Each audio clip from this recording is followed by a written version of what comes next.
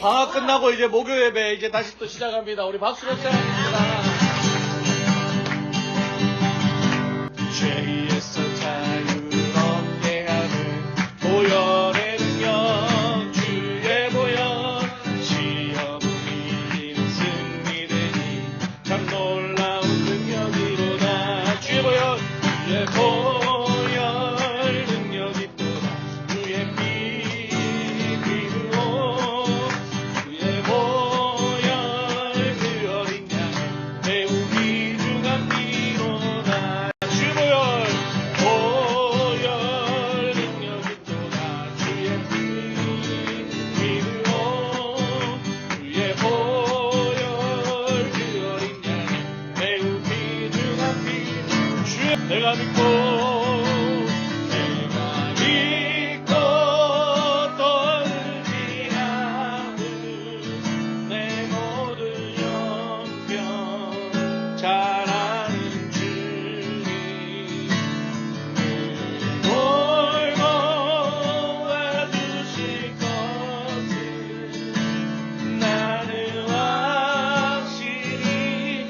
다시 한번 고백합시다. 사랑하는 아버지, 우리가 무엇이겠는데 이렇게 우리를 사랑하여 주시고 우리를 아버지 이렇게 붙잡아 주셔서 모일 때마다 예수 그리스도 이름 앞에 예배 드리게 하시고 찬양하게 하시고 기도하게 하여 주신 은혜에 감사합니다. 자, 우리 오늘 함께 볼 말씀은 로마서 6장 14절 말씀입니다. 그 종이에 있으니까 다 보시고요. 같이 읽도록 하겠습니다. 로마서 6장 14절 다 같이 읽겠습니다. 시작. 죄가 너희를 주장하지 못하리니 이는 너희가 법 아래에 있지 아니하고 은혜 아래에 있습니다. 아멘. 드디어 이제 에스겔서가 끝나고 이번 주 토요일부터 이제 로마서가 아마 시작될 거예요. 책이 늦게 와가지고 책이 이제 도착했거든요. 토요일날 받으시면 아실까 이제 로마서가 에스겔은 끝났고 로마서 시작하는데 오늘 이 14절 보면은 죄가 너희를 주장하지 못하리니 너희가 법 아래에 있지 아니하고 은혜 아래에 있음이라 이렇게 나와 있어요. 그래서 여기서 우리가 좀 오해하면 안 되는 게 법 아래에 있지 않냐고 해서 이게 세상법이라고 생각하시면 안 되고 여기서 말하는 법은 율법. 이걸 그냥 법으로 주장하면은 세상에 나가서 우리는 죄가 우리를 주장하지 못한다고 마음대로 죄 짓고 살아도 된다 이렇게 돼버리는 거예요. 그렇게 해석하면 안 되는 거죠. 여기서 죄가 너희를 주장하지 못하리니 너희가 율법 아래에 있지 아니하고 은혜 안에 있다라고 사도 바울이 얘기를 하는 거죠. 자, 사도 바울이 그러면 왜 이런 얘기를 했을까? 자, 로마서가 왜 쓰여졌는가부터 좀 알아야 되겠죠. 로마서라는 성경은 말 그대로 로마서니까 어디에 있는 성도들에게 하는 편지일까요? 사도 바울의. 자, 질문에 답이 있습니다. 로마서는 어디에 있는 성도들에게 하는 편지일까요? 로마. 정답. 로마서가 뭐예요? 편지서잖아요. 로마에 편지 보낸 편지라 해서 로마서예요. 자, 이 당시 이제 로마에 있는 교회는 사도 바울이 로마에 가서 교회를 세운 거예요. 근데 그 로마라는 도시가 세계적으로 그 당시에 세계 최강국 중에 하나였어요. 로마라는 이 나라 자체가 엄청난 세계 강국이었고 문화적으로나 경제적으로나 모든 면에서 발달한 그런 나라였죠. 여러분들이 잘 아시는 아리스토텔레스, 플라톤 이런 사람들이 그 당시에 로마에 있었던 철학자들이었고 사도 바울이 성경을 보면 아레고바오에서 그 철학자들과 함께 하나님의 말씀과 철학을 가지고 논쟁을 일으켰다는 얘기도 있어요. 그 시대인 거예요. 그 시대에 로마에 또 뭐가 있었어요? 로마에는 이 화장실이 발달할 정도로 과학 문명이 엄청 발전했죠. 그 당시에 우리가 쓰는 이런 이 수세식 좌변식 화장실 이런 게 있었다는 거예요. 예, 엄청난 거죠. 그 당시에 그런 게 있었으니까 목욕문화 발달했고. 예. 타마스가 한국 가가지고 가장 힘들어했던 게 타마스 시골에서 화장실이 그러니까 화장실이 한국 시골에는 그거 없잖아. 자식이 아니잖아. 그러니까 오마이갓 저기서 똥 싸다 주저앉으면 이게 그런 사람들이 있대요. 저도 안 돼요. 저도 특히 여러분 살찐 사람은 그 좌식 아닌 화장실에 쪼그리고 앉아서 특히 변비 있는 사람 앉아있다 주저앉아요. 이게 다리에 힘이 풀려가지고 못 버텨요. 근데 이미 로마에는 그 당시에 몇백 년 전에 이미 그런 수세식 화장실이 목욕이 발달했고 과학 문명이 얼마나 발달했어요. 그리고 신전이 많았죠. 그리스 신전, 그런 그리스 신화. 그러다 보니까 뭐가 많았어요? 우상숭배가 많았죠. 그런 도시에, 그런 로마에 사도 바울이 교회를 세웠고 그 성도들에게 복음을 전했단 말이에요. 근데 이제 문제가 뭐냐면은 그 당시에 로마의 교인들은 두 가지 부류가 있었어요. 어떤 부류냐? 유대 교인들, 말 그대로 예전부터, 그러니까 이스라엘 나라부터 해로웠던 히브리 족속들, 유대 교인들이 사도 바울을 통해서 회심을 하고 예수를 믿은 유대 기독교인들이 있었고, 그 다음에 누가 있었냐? 그 당시 헬라 문화, 그러니까 로마 문화에서 살아가는 일반 이방인들이 예수를 믿고 교회에 온 사람들이 있었단 말이에요. 교회 안에는 두 가지의 부류가 있었어요. 정통 유대교가 있었고, 유대교에서 회심한 사람이 있었고, 이방인들이 함께 있었다는 거죠. 그런데 그렇게 섞여서 예배를 드렸어요. 근데 사도 바울이 늘 주장하지만 예수 그리스도를 이제 믿음으로써 이제는 뭐가 없다 그랬어요. 차별, 남녀 차별도 없고 신분의 차별도 없고 어떤 종족의 차별도 없고 모두가 in Christ, 예수 안에서 뭐라는 거야? 한 가족이다. 한 형제 자매다. 이렇게 말전한 거죠. 근데 여기서 또 문제가 생기는 거예요. 뭐냐? 유대에서 개종한 기독교인들은 자꾸 뭘 강조해요? 율법을 강조하죠. 왜? 그게 습관이 된 사람들이니까. 근데 헬라 문화 사람들, 그 당시에 로마 문화 사람들은 율법을 알아요, 몰라요? 모르죠. 그러니까 율법 모르는 사람한테 율법 얘기해봐야 전혀 맥히지가 않는 거예요. 그런데 이 유대교에서 예수를 믿는 사람들이 자꾸 사도 바울이 이제는 율법을 떠나서 우리는 예수 안에서 하나라고 얘기를 해줘도 자꾸 옛날 방식으로 돌아가려는. 그래도 율법을 지켜야지. 이 미개한 놈들아, 소위 말하는 할례하는 것들.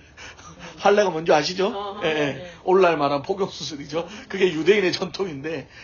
생각해보세요. 이방인들은 안 하잖아요. 그러니까는 이 유대 기독교인이, 저 미개한 것들, 할례도 안 하고, 자꾸 그런 율법을 가지고 정죄하기 시작하고, 돼지고기 먹고 이러니까는 우리는 안 먹는데 니들은 먹냐, 이것 때문에 계속 분쟁이 생겼다는 거예요. 근데 이방인들은 사도 바울에게 어떻게 배웠어요? 율법 필요 없다. 너희가 예수 그리스도를 믿는 믿음으로 말미암아 그 믿음 자체로 너희는 이제 은혜가 임했기 때문에 그런 거 몰라도 너희는 하나님의 자녀고 그런 거 몰라도 너희는 귀한 존재다라고 사도 바울이 가르쳐놨는데 이게 자꾸 율법 가지고 니들은 할례도 안 하고 뭐도 안 하고 자꾸 정죄하고 자꾸 뭐라 하니까 거기서 뭐가 생기는 거예요? 참다 싸움이지. 니는 머리 잘나가지고 머리서 이제 싸우고 이제 이렇게 된 거죠. 그때 사도 바울이 멀리서 그 소식을 듣고 로마서라는 편지를 써서 뭐라고 그러는 거예요? 야, 의인은 율법으로 구원받는 게 아니라 뭐다? 예수를 믿는 믿음으로 구원받는다. 할렐루야. 그렇게 이제 설명하기 시작했다는 거예요. 그러면서 로마서에 뭐예요? 율법과 은혜에 대해서 설명하고 또 죄와 의에 대해서 설명하고 초기 아담과 그 다음에 제2의 아담 예수 그리스도를 설명하면서 그것들을 다 풀어주기 시작했다는 거죠. 특히 오늘 읽었던 이 6장은 믿는 자가 그리스도와 연합함으로써 우리가 이제 예수 그리스도를 믿음으로써 죄에 대하여서는 이제 죽고 이제 의에 대해서 예수 그리스도를 믿는 믿음으로 말미암아 우리가 이제 의로서 살아난다는 존재임을 강조한다는 거예요. 그래서 바울이 뭐를 예를 들어요? 세례를 예를 드는 거죠. 침례를 예를 드는 거죠. 물속으로 들어가서 우리는 죽고 예수와 함께 다시 살아났다. 그거를 로마서 6장 3절에서 5절 오늘 말씀 전에 그렇게 얘기를 하고 있다는 거예요. 그래서 이제 오늘 바울이 그 이야기를 한 다음에 뭐라고 그래요? 죄가 너희를 주장하지 못하게 한다. 이렇게 얘기합니다.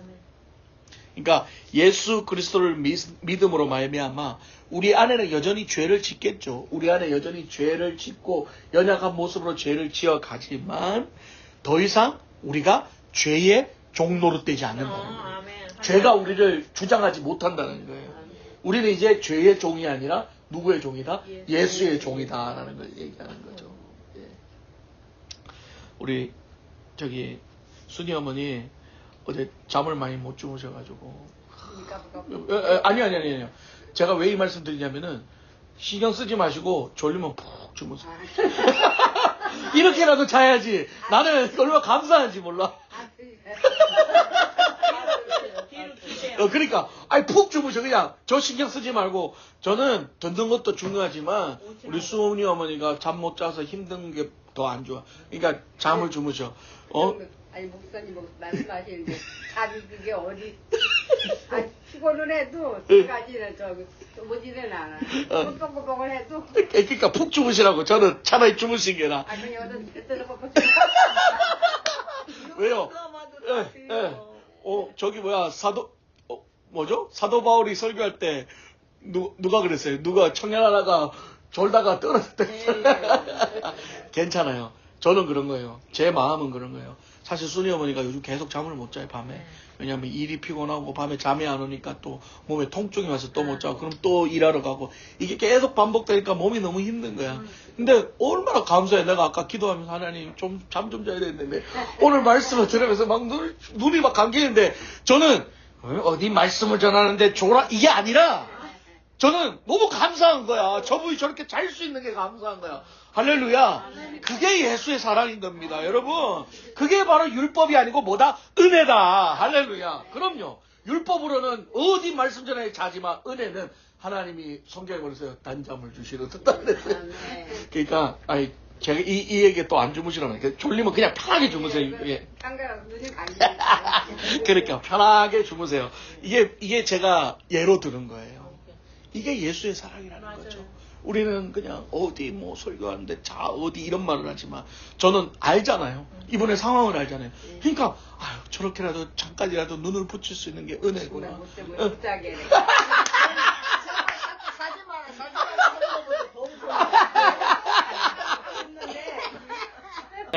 자, 그래서 우리가 여기서 이제 뭘 좀 봐야 되냐면은 율법 아래와 은혜 아래가 어떤 차이가 있냐는 거죠. 자, 법 아래에 있다는 것은 우리가 뭐예요? 율법의 요구와 정죄 아래에 있다는 거죠. 율법이 요구하는 건 뭐야? 행위죠.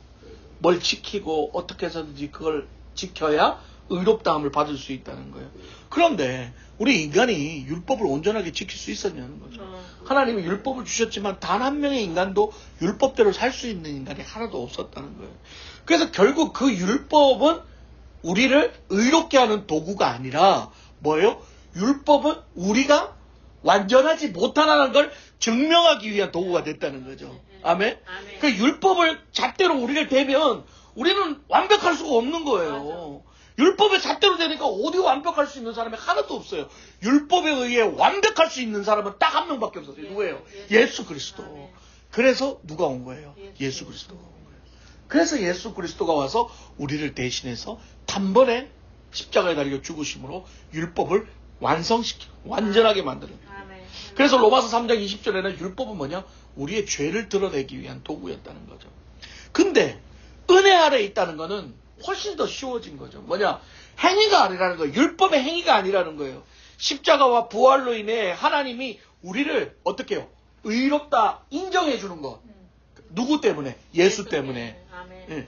예수님이 우리를 위해 십자가에 달려 돌아가시고 죽으셔서 부활하신 그 사건으로 인해서 하나님이 노메로와 묻지도 따지도 않고 너희가 그 사실을 믿고 예수 그리스도만 믿으면 너희가 지금까지 지었던 모든 죄 이제는 묻지도 따지도 않고 내가 다 용서하고 받아주겠다는 거야. 할렐루야.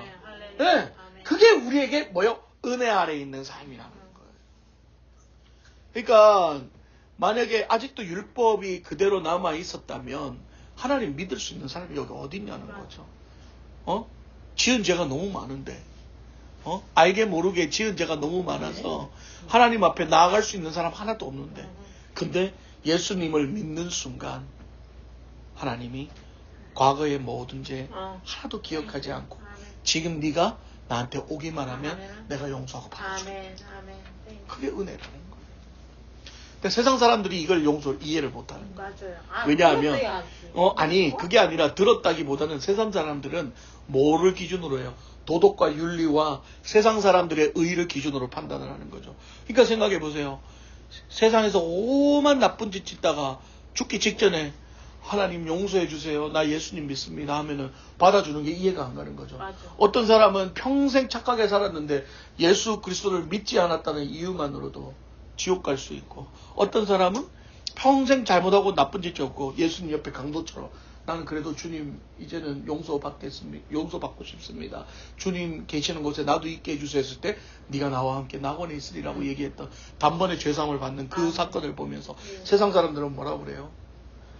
그렇게 막 살다 막판에 예수 믿으면 누구든지 다 그렇게 살겠다 그러죠.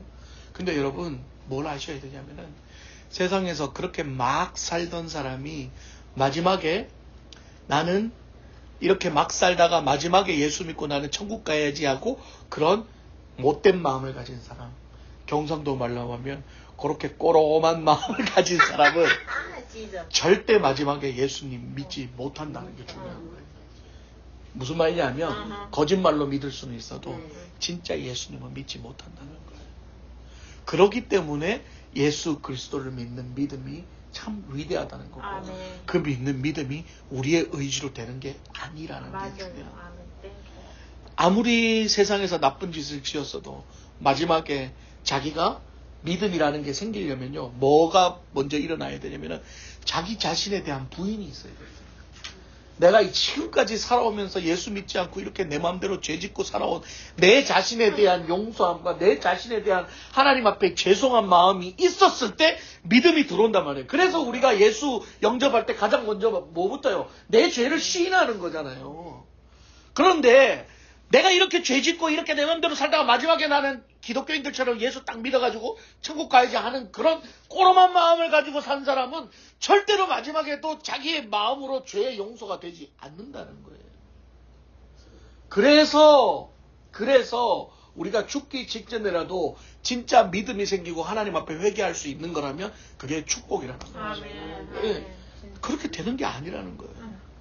심지어 신앙생활을 40년, 50년 한 장로, 권사라도 죽기 직전에 믿음이 불확실해서 불안에 떨어서 두려운 사람도 많다는 거예요.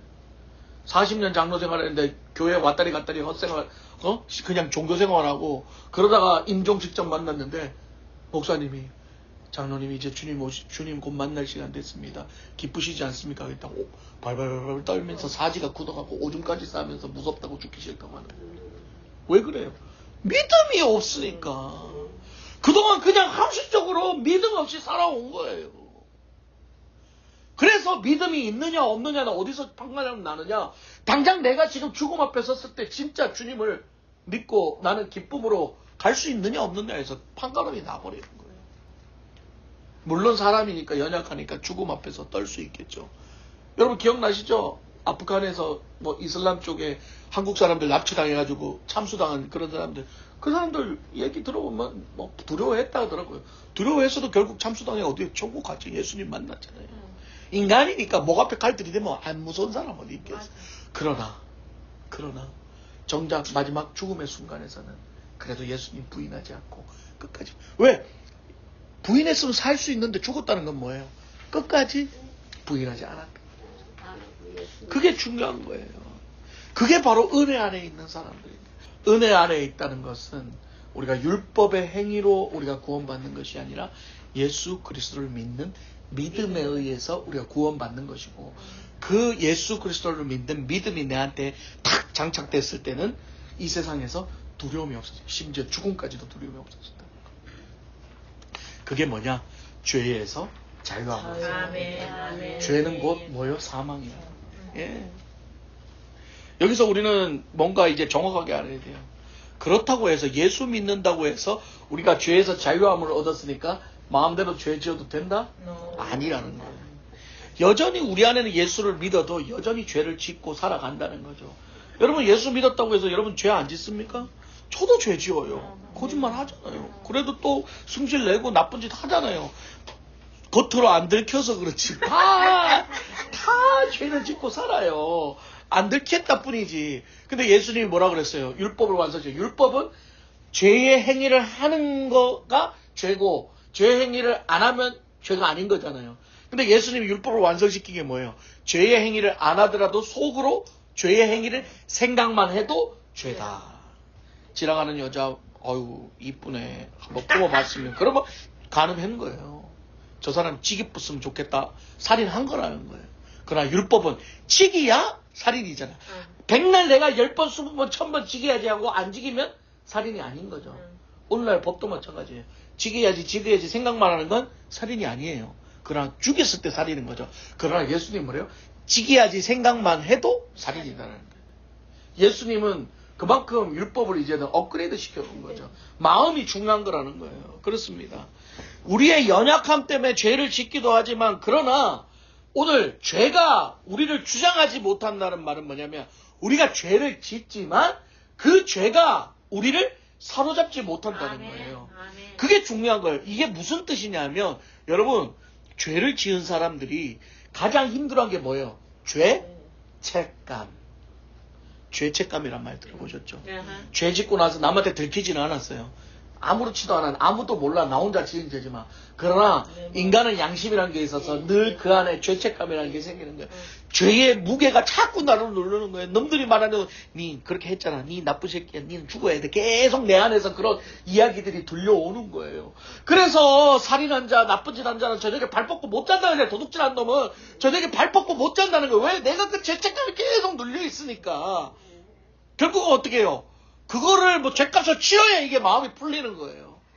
그러니까 오늘 죄가 우리를 주장하지 못하는 건 뭐냐면은 우리가 연약해서 죄를 짓지만 그 죄책감이 우리를 낙심시키고 포기하고 우리를 좌절시켜서 우리로 하여금 절망의 수렁으로 떨어뜨리지 못한다는 거예요.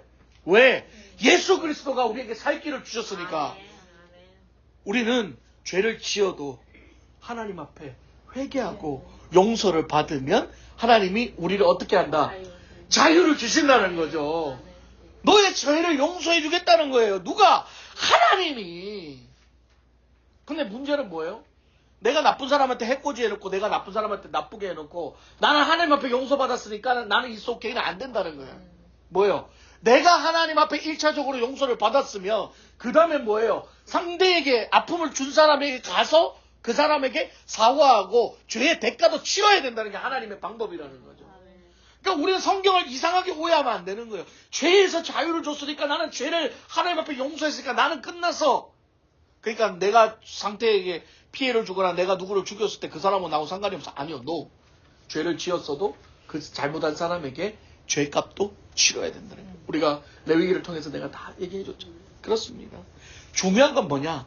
그 죄책감으로 인해 나를 좌절시키고 나를 절망으로 빠뜨려서 하나님과 멀어지게 못한다는 거예요. 아멘. 네. 왜? 예수 그리스도의 십자가의 은혜가 있기 때문에. 그게 바로 율법이 아닌 은혜 아래 살아야 되는 거죠. 율법 아래 사는 사람은 죄를 지었으니까 뭐 해야 돼요? 눈에는 눈, 이에는 이, 벌 받아야 되고 작살이 나야 되는 거예요. 그래요. 작살 날 수 있죠. 그러나 작살 나면 끝인데? 근데 하나님은 아니야. 일단 너를 용서해 주는 거야. 용서해 주고 너는 이제는 다시 예수 그리스도의 은혜로 너는 다시 회복이 되었어. 그러나 네 책임은 다하라. 그게 다른 거죠. 이 정죄감, 죄책감 이게 무서운 거예요. 그래서 로마서 8장 1절에 사도 바울은 뭐라고 얘기해요? 그러므로 이제 그리스도 예수 안에 있는 자에게는 결코 뭐가 없나니? 정죄함이 없나니. 할렐루야. 아멘. 우리가 하나님 앞에 회개하면 nobody 우리에게 정죄할 수 있는 자는 아무도 없다. 맞아. 네? 근데 여기서 중요한 사실 하나가 뭐냐면 우리가 정죄함을 받지 않을 뿐만 아니라 우리도 다른 사람을 정죄할 권리가 있다 없다? 없다는 거예요. 그래서 남이 죄진 거 가지고 우리가 왈가불가 할 거 없어요. 니나 개나 도찐개찐이라는 거예요. 근데 뭐 똥 묻은 개가 겨 묻은 개 나무란다고 뭐 남한테 뭐라 그래. 맞아. 그래서 성경이 그랬죠. 이만큼 돈 빌려줬는데 용서받아 놓고 남한테는 쥐는 요만큼 빌려주고 그거 받아낸다고 예수님 비유 얘기했잖아요. 그렇습니다. 그래서 도로 다 몰려. 네. 결국 사탄이 우리에게 주는 가장 무서운 무기는 뭐냐면은 우리가 죄를 지었을 때 자꾸 정죄감을 주는 거예요. 니는 이제 끝났어. 니는 이제 하나님이 니 이제 안 봐줘. 하나님도 니는 이제 몰라라 해. 그러니까 니는 이제 끝났어. 니는 이제 끝났어. 이제 아유 어차피 베린 몸 이제 나가서 마음대로 막 살아라. 계속 그런 유혹을 주는 거죠. 관계 속에서도 마찬가지예요. 목사님하고 관계가 이렇게 됐어요. 성도들하고 관계가 됐어요.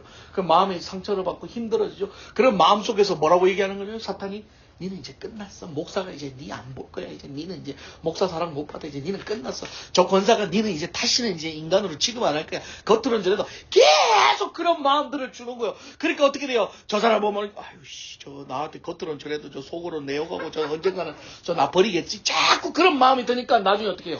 떠나고 싶은 거예요. 이제 떠나야 되는 거예요. 아, 나 여기 저 사람하고 같이 못 있어. 이 교회 못 있어. 다 저 목사하고 이제는 사용 못 돼. 그리고는 계속 멀어지게 만드는 거예요. 그래서 나중에 어떻게 돼요? 교회를 떠나게 만들고, 목사를 떠나게 만들고, 성도를 떠나게 만들고. 근데 그 떠난 사람이 다른 목사 만나서 좋은 성도 만나서 잘 지낼 수 있을 것 같아요? 아무도. 왜? 마음속에 그 죄책감과 정죄감이 계속 나를 누르는 거거든요.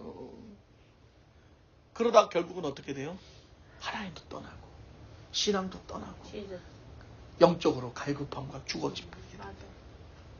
그래서 우리가 육신의 연약함 때문에 죄도 지을 수 있고 우리가 사고도 칠 수 있고 잘못도 할 수 있지만 우리 하나님이 우리를 네가 회개하고 돌아오기만 하면 할렐루야.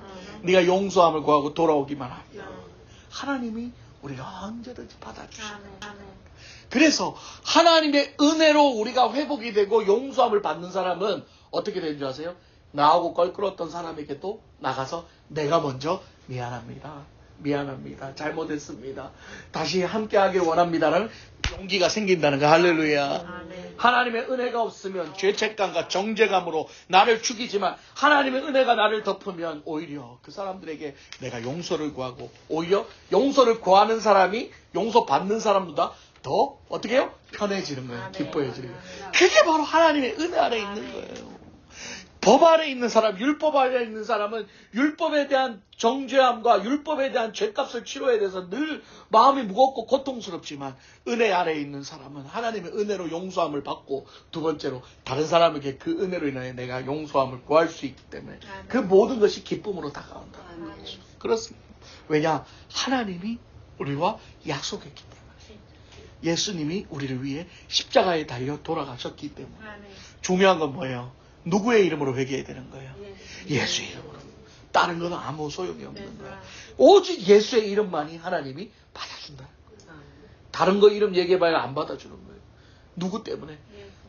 하나님 앞에 가서 얘기해요. 주님, 나 이렇게 죄인입니다. 나 이렇게 나쁜 짓 하고 살았습니다.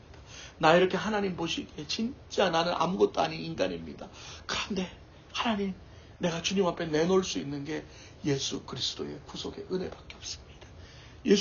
예수님이 나 때문에 죽으셨지 않냐고. 하나님 그러니까 불쌍히 여겨달라고. 그럼 하나님이 노매로 와 묻지도 않고 누구 때문에? 예수님 때문에 이리 와. 과거 잘못 묻지도 않고 이리 와.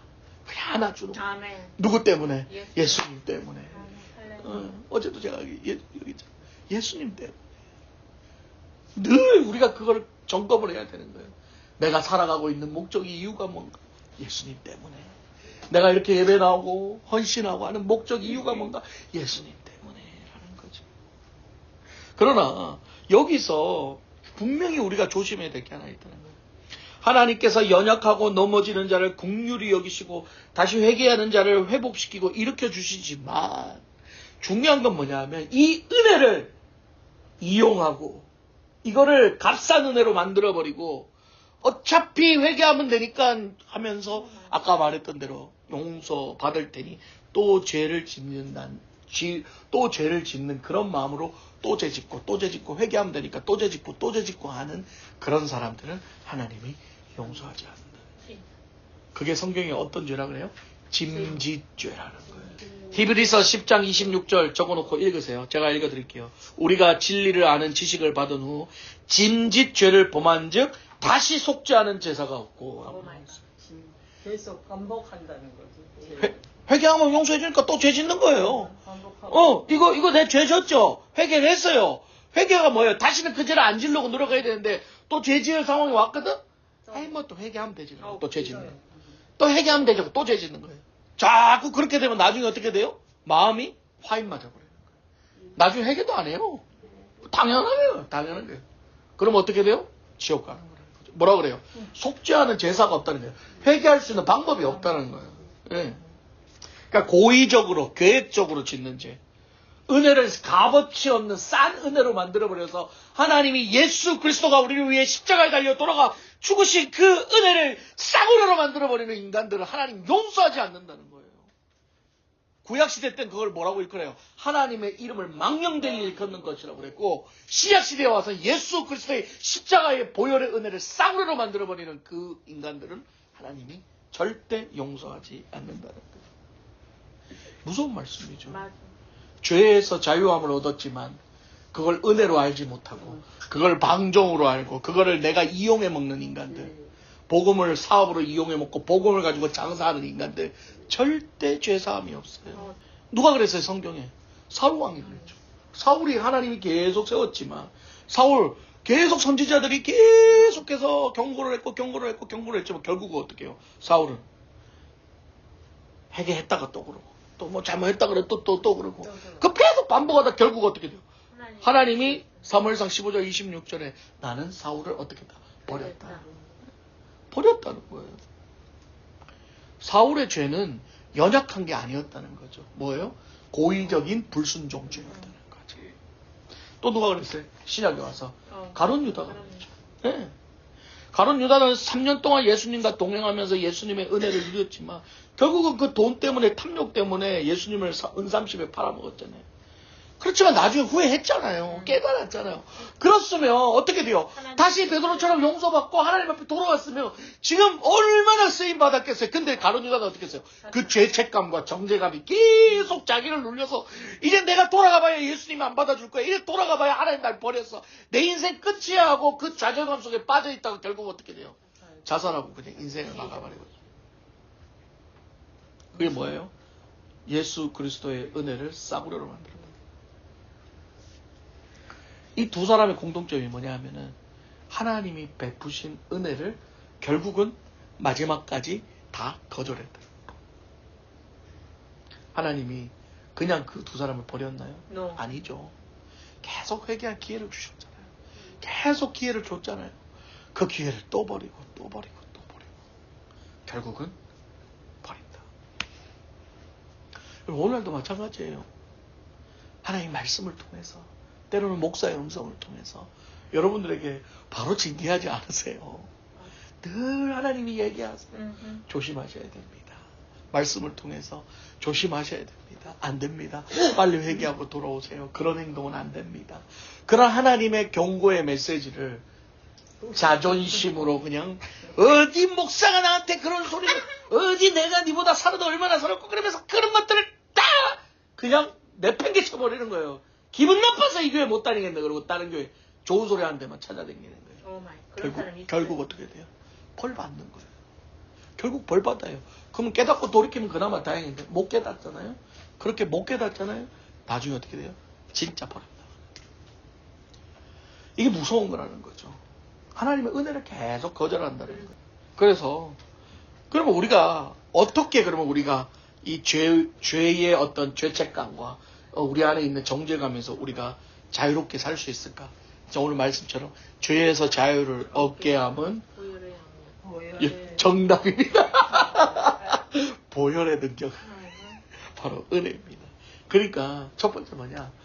죄의 정죄함 또 내 안에 생기는 이 죄성 이런 것들을 내가 내 능력으로 이기려 하면 안 된다는 거예요.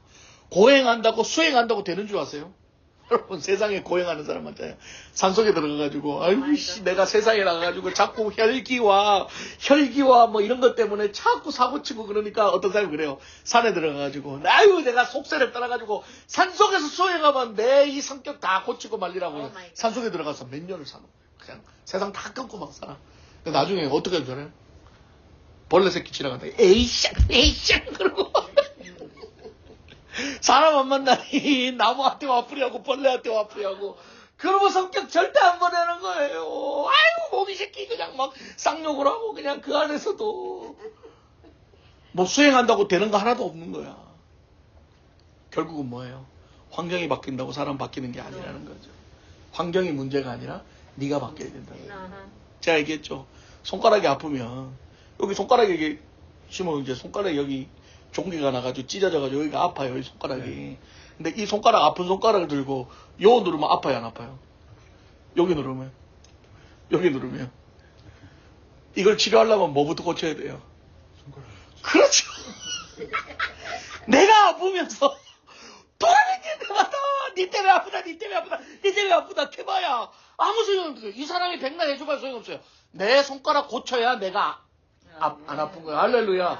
그렇게 사는 사람이 너무 많은 거예요. 지가 상처받고 지가 고통받고 지가 마음이 낚여져놓고 돌아가는 데마다 니 때문에 내가 이랬고 여기 때문에 이랬고 환경이 이렇고 상황이 이래서 그래서 나는 이 땅으로 산다고 생각하는 사람들 결국은 지가 고쳐지지 않으면 환경 좋아져도 안 고쳐지는 거예요. 결국은 누가 고쳐줘야 돼? 내가 고쳐줘야 돼. 내가 고쳐야 되는데 그걸 모르고 남 핑계는. 그래서 예수님이 우리에게 하신 말씀이에요. 예수님은 우리의 환경을 바꿔주는 게 아니라 너의 존재를 바꿔주는 거예요. 어제 내가 설교했잖아요. 하나님이 예수님이 도마의 의심을 바꿔준 게 아니라니까. 도마가 손가락 눌러본 게 아니라고요. 여러분 다 눌러본 줄 알고 있었지. 다 손가락 확인하고 그 손가락 다 눌러보고 그 다음에 진짜네 하고 믿은 줄 알았죠. 아니요. 성경을 자세히 보세요. 내가 오죽하면 다 찾아봤다니까. 도마가 예수님 그 구멍 난 데 눌러본 거 구절이 있는지 아무리 찾아도 없어. 도마는 눌러보지 않고 만져보지 않았어요. 예수님이 믿음 없는 자가 되지 말고 믿는 자가 되라라는 말 한마디 뒤집어진 거예요. 그래서 예수님 보는 순간 다 뒤집어져서 나의 주 나의 하나님이요 고백하고 그 다음부터는 그냥 도마가 어떻게 죽은 줄 알아요? 톱으로 켜서 죽었어요. 톱으로 사지가 잘려서 죽은 사람이에요.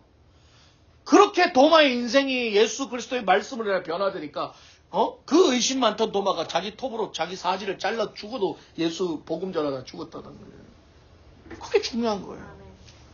만져보고 믿는 게 아니라 행동해서 율법의 행위를 해서 믿어지는 게 아니라 하나님의 말씀이 우리를 변화시킬 때 우리 안에 믿음이 들어올 때 그때 우리가 변화되는 거예요. 네. 저는 이런 우리의 종교적 행위로 여러분들이 변화되는 걸 원치 않아요. 여러분이 말씀으로 인하여 예수 그리스도를 진짜 만나서 여러분의 인생이 변화됐으면 좋겠어요. 그러면 환경이 어떻게 해도 여러분들은 거기에 휘둘리지 않는다는 거예요. 그게 바로 오늘 죄에서 자유함을 얻는다는 거예요. 아무리 죄가 나를 주장한다 할지라도 나는 그 죄의 영향을 받지 않는다는 거예요. 환경의 영향을 받지 않는다는 거예요. 어떤 환경 속에서도 내가 돌아갈 곳은 하나님의 품이라는 걸 알기 때문에. 그래서 이게 바로 은혜라는 거죠. 이게 은혜 아래 사는 사람입니다. 그래서 히브리서 4장 16절에 이렇게 얘기합니다. 그러므로 우리는 긍휼하심을 받고 때를 따라 돕는 은혜를 얻기 위하여 은혜의 보좌 앞에 담대히 나아갈 것이다. 네. 긍휼하심을 받고 때를 따라 돕는 은혜를 기억하기 위해서. 그래서 우리가 목요 예배하고 날마다 찬양하고 기도하고 헌신하고 예배드리고 그 하는 모든 목적이 딱 한 가지예요. 뭔지 아세요? 은혜를 기억하기 위해서. 예수 그리스도의 은혜를 기억하기 위해서. 그 은혜를 기억하려고 계속 찬양하고 말씀 듣고 가는 거예요. 그러면서 우리가 말씀을 들으면서 다시 한번 나갈 때 오늘 좋은 말씀이네. 오늘 저거 참 나가서 열심히 잘 실천하면 복 받겠네. 이게 아니라 그 말씀을 들으면서 나가면서 그래 오늘도 나같이 불쌍한 것 나같이 벌레만도 못한 것을 하나님이 은혜 주셔서 살려주셔서 내가 이렇게 또 살아가는구나. 그 은혜를 내가 어떻게 갚고 살아갈까? 이 감격에 의해서 살아가야 된다는 거죠. 할렐루야. 예배 그 감격이 있어야 되는 거예요. 뭐 말씀 잘 듣고 뭐 열심히 종교생활 잘한다고 복 받는다고 그거 하려고 하지 말고 이 불쌍한 나를 하나님이 살려주셔서. 예. 그리고 또 한 가지 우리가 죄를 멀리한다는 거는 내가 안 지으려고 노력하고 내 입으로 한다고 안 되겠어요? 죽어도 안 돼요. 오죽하면 이렇게 있잖아요. 남자들 80 노인네 90 노인네들 지팡이 짚을 힘만 있으면 여자 생각한다 그러잖아요. 그런데요. 그러니까 그게 되냐 말이에요. 안 되는 거죠. 결국은 뭐예요? 내 힘으로 죄를 멀리할 수 없다는 거예요. 그럼 어떻게 해야 되느냐? 하나님의 은혜 안에 거해야 돼요. 은혜 안에 거하면 죄가 벌어지게 되는 거예요. 맞아요. 여러분 생각해 보세요. 담배 20년, 40년, 30년 담배 피고 술 먹던 사람들이 그거 끊기가 쉬울 것 같아요. 못 끊어요. 절대 못. 자기 힘으로는 절대 못 끊어요. 근데 성령 받고 은혜 받은 사람은요. 이거 할 수가 없대. 이거 피우는 순간 구역질이 나서 피울 수가 없대. 술을 입에 댈 수도 없다는 거예요. 왜? 하나님의 은혜 안에 거하니까 죄가 벌어지는 거예요. 예. 그러니까 죄 안 지으려고 노력하지 말고 하나님 안에 더 가까워지려고 노력하면 죄는 자동으로 멀어진다는 거죠. 할렐루야. 예. 성격 급하십니까? 성격이 막 속된 말로 지랄 같습니까? 막 그럽니까? 그러면 아유 내가 이거 아까 얘기했죠. 수양하려고 산속에 기대간다고 되는 게 아니라니까. 어떻게 해야 된다? 말씀 안에 거야. 그러니까 계속 말씀 듣고 예배 안에 거 하면 우와 우와 야 이렇게 되는 거예요. 막 이렇게 소리 질러도 그냥 쑥 가라앉는 거예요. 왜? 주님이 나 같은 것도 사랑해 주셨는데 내가 뭐라고 저 사람을 정죄하는 거예요. 내가 뭐라고 저 사람한테 이렇게 하냐. 이렇게 올라가면 다시 내려가는 거예요. 할렐루야. 예. 그러니까 여러분의 힘으로 뭔가 이렇게 변화되려고 하지 마세요. 사람 안 변합니다. 죽어도 안 변합니다. 그러나 말씀 안에 거하십시오. 기도의 생활에 거하십시오. 하나님 안에 거하십시오. 그러면 여러분이 변화시킨 게 아니라 하나님이 여러분을 변화시킬 줄 있어요. 저도 마찬가지고 여러분도 마찬가지고요. 지금 보세요. 지금 과거 지금의 시간들을 보십시오. 누가 하나님이 여러분들을 만들어 가셨어요? 하나님이 여러분들을 만들어 갔죠. 여러분이 노력이 되겠어요? 여기 지금 이렇게 와가지고 이렇게 한 거 돈 준다고 와서 하겠어요? 하나님이 여러분들 마음을 변화시키고 하나님이 여러분들 마음을 변화시키고 오는 거죠. 조창수 선생님 돈 준다고 여기 와서 이러고 있겠어요? 하나님 은혜가 있으니까 오는 거죠. 맛있는 거 준다고 오시는 분이 아니에요. 하나님 은혜 때문에 오시는 거지. 왜 웃어? 아멘. 그럼요. 우리가 예배드리고 우리가 말씀 듣고 우리가 말씀 교제 나누고 이렇게 서로 사랑으로 하나 되는 거는 딱 한 가지 이유됩니다. 하나님 은혜 때문에. 할렐루야. 그럴 때 우리의 기쁨이 넘치는 거죠. 그렇습니다. 그렇기 때문에 이 은혜를 가볍게 여기면 안 되는 거예요. 이 은혜를 싸구려 취급하면 안 되는 거예요. 이 은혜 때문에 울어야 되고 이 은혜 때문에 감사해야 된다는 거예요. 그러니까 진정한 주님 안에서 오는 자유는 뭐냐면 죄를 내 마음대로 짓는 자유가 아니라 오히려 죄를 내가 은혜로 인해서 거절하고 하나님 앞으로 나갈 수 있는 그 자유인 거예요. 할렐루야. 우리에게 자유가 있죠. 죄를 지을 수 있는 자유도 있고 죄를 안 지을 수 있는 자유도 있어요. 근데 나는 늘 내 힘으로는 뭐예요? 죄를 짓는 자유밖에 안 되는 거예요. 그런데 하나님의 은혜가 임하는 순간 내가 죄를 지을 수 있는 자유에서 안 지을 수 있는 자유로 옮겨주시는 것. 그게 바로 죄에서 받는 자유라는 거예요. 네. 그러니까 내가 노력해서 되는 게 아니라는 거예요. 그래서 나는 내 말 많아. 나는 다시는 말 이거 안 해야지. 그렇게 노력한다고 되는 게 아니야. 더 말씀 보고 더 예배 듣고 더 깨닫고 기도하면 그러면 하나님이 막아주시는 거예요. 할렐루야. 노력한다고 되는 게 아니야. 하나님이 하시는 게. 그러니까 오히려 노력한 게 더 짜증나. 오늘 말 안 해야지. 그냥 가만히 있어봐. 저 사람 또 저거 왜 저러나. 저러다가 또 참고 참다 나중에 터지면 막 2배, 3배로 하고 더 나오지 그냥. 그런 게 아니야. 차라리 그냥 말씀에 가까이 갈 때. 말씀으로 더 가까이 가고. 성령님이 막 이렇게 하면 또 나올라도 성령이 가만히 있으라 그러면 예. 거기 가만히 있는 그게 그러니까 우리는 죄를 이길 수 있는 존재가 아니에요. 여러분. 아멘. 저도 마찬가지예요. 목사는 다른 것 같아요. 목사는 똑같아요. 저도 혼자 있으면 배를 생각 다 들어요. 저도 마음속으로 온갖 번민 다 들어요. 같이 혼자 있지만은. 남자 혼자 이렇게 젊은 남자 혼자 있으면 쉽지 않습니다, 여러분. 제가 말로 표현을 안 해서 그렇지. 우리 마누라랑 떨어져 산지 지금 1년, 2년이 다 돼가고 있어요. 젊은 남자가 쉽지 않단 말이에요. 제가 구체적으로 얘기 안 해도 다 아시죠? 그러나 어떻게 해요? 하나님 은혜로 그거를 어떻게 해요? 죄 지을 수 있는 이런 것들을 자꾸 하나님의 은혜로 말씀으로 계속 그러니까 말씀으로 빽빽이 계속 돌리는 거예요, 하나님이. 딴 생각 들지 못하게. 우리까지 같이 돌려주고. 그러니까 더불어 은혜 받잖아. 더불어 내가 하나님이 나를 뺑뺑이 돌리니까 아이고 저 목사 저 뺑뺑이 돌리는데 성도는 더불어서 같이 그냥 할렐루야. 같이 도니까 같이 은혜 받는 거죠. 할렐루야. 같이 은혜 받으니까 같이 죄의 자리에 덜 가게 되는 거예요. 네. 마무리하겠습니다. 여러분 십자가는 죄와 사망과 율법을 깨뜨리신 하나님의 승리. 예. 우리는 예수 그리스도의 보혈로 이미 이제는 의롭다함을 얻었고 하나님의 자녀가 되었고 이젠 죄에서 자유함을 얻게 되었다는 거예요. 죄에서 자유를 할렐루야. 얻게 함은 뭐? 보혈의 능력, 주의 보혈. 아멘. 아멘. 보혈의 능력, 주의 보혈의 아멘. 능력으로 우리가 은혜를 하는. 그러므로 이제는 죄책감, 정죄감에 억대지 마세요. 주님께 담대히 나가시는 거예요. 오늘 죄 지었어도 하나님 우리를 버리지 않으신다. That's right. 왜? Thank you. 하나님 앞에 돌아오기만 한다면 아멘. 혹여나 마귀가 마음속에 너 이렇게 했으니까 이제 하나님도 너 버릴 거야. 하나님도 너 이제 싫어할 거야. No matter what. 하나님 1번에 7번 뭐라고 했어요? 무제한 언님이 네가 돌아오기만 하면 언제든지 나는 너를 받아주고 용서해주고 다시 사랑한다 해준다 했습니다. 네. 그러니까 그런 죄책감에 빠지지 말라는 거예요. 그리고 낙심하지 말고 다시 회개하고 은혜의 보좌 앞으로 나올 때에 그 은혜가 여러분과 저를 강하게 만들어줄 줄 믿습니다. 아멘. 담대하게 만들어줄 줄 믿습니다. 굳건하게 만들어줄 줄 믿습니다. 혹시나 여러분 마음 안에 아직도 죄책감이 있습니까? 정죄감이 있습니까? 아직도 나 안에 불편한 마음이 있습니까? 주님 앞에 내놓으세요. 주님 지금도 얘기해. 내려놔라. 괜찮다. 네가 그거 갖고 있어봐야 너 마음만 힘들지. 이제는 수고하고 무거운 짐진 자들아. 다 내게 놓어. 예수님이 할렐루야. 내려놔. 아멘. 다 내려놓고 또 다시 주워들고 가지 말고 차라리 이제 내려놓고 그냥 빠이빠이 시키라는 거예요. 그러면 그 은혜로 인하여 우리가 이제는 기쁨을 얻고 살아가게 돼요. 아멘. 그러나 아까도 말했지만 이 은혜를 빌미로 방종하지 말라는 거예요.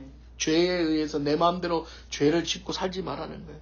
사울과 가룟 유다처럼 은혜를 거절하는 자가 되지 말고 베드로처럼 다윗처럼 넘어졌어도 다시 울고 회개해서 하나님 앞으로 돌아올 때 하나님이 우리를 붙잡아 주실 줄 믿습니다. 오직 은혜, 오직 믿음, 오직 예수, 우리 주님 안에서 참된 자유를 누리며 살아가는 저와 여러분 되시기를 주님의 이름으로 축복합니다. 우리 함께 이제 좀 기도하기 원합니다. 예수님 때문에 살아간 우리 인생인 줄 믿습니다. 여전히 하나님 아버지 우리 안에 죄책감과 삶의 전 무게가 우리를 누르고 있을 때가 많습니다. 이것도 용서해 주실까? 이 못난 나를 하나님 이해해 주실까? 그런 마음이 있을지라도 하나님 아버지 우리 하나님께서는 예수 그리스도의 보혈로 나오는 자에게는 단 한 명도 노매로와 다 받아주시고 용서해 주시는 하나님 이 시간 우리 마음에 죄책감이 있는 사람들이 있습니까? 믿음의 연약함이 있는 사람들이 있습니까? 주님 용서하여 주셔서 함께 기도하고 나가겠습니다. 아버지 하나님 감사합니다. 하나님 아버지 오늘 서도원의 말씀처럼 이제는 죄에서 우리가 자유함을 얻는 이유는 주의 보혈 주의 능력 때문에 믿습니다. 하나님 아버지 여전히 우리 안에 죄책감과 어려운 마음들이 있습니다. 주님 용서해 주시고 주님 보혈의 능력으로 우리를 사용해 주셔서 하나님 이 시간은 함께 제가 기도하겠습니다. 우리 시모 경제 놓고 기도합니다. 하나님 아버지 우리 시모 경제 주님 이렇게 함께 할 수 있게 해주시면 감사합니다. 하나님 특별히 하나님 이제 주님의 은혜 가운데 론이 나오고 이제 집에 공사가 들어가기 시작했습니다. 무엇보다도 하나님 아버지 시모 경제 이 공사가 올해 말까지 마무리되기를 원합니다. 하나님 사람의 힘으로 되지 않는 것들 하나님의 능력으로 되는 줄 믿사오니 하나님 아버지 우리 시모 경제가 이렇게 함께 교제 나누며 함께 예배드리며 말씀을 듣는 가운데 믿음이 생기게 하시고 사람의 힘으로 할 수 없는 것 하나님의 능력으로 된다는 것을 믿고 이제는 하나님을 의지하면서 기도하게 하시고 그리하여 하나님의 능력을 보고 하나님을 바라보며 이제는 믿음도 생길 수 있도록 주님 축복하여 주시옵소서. 놀라지 마라 겁내지 마라 주님 나를 지켜주시네 아무것도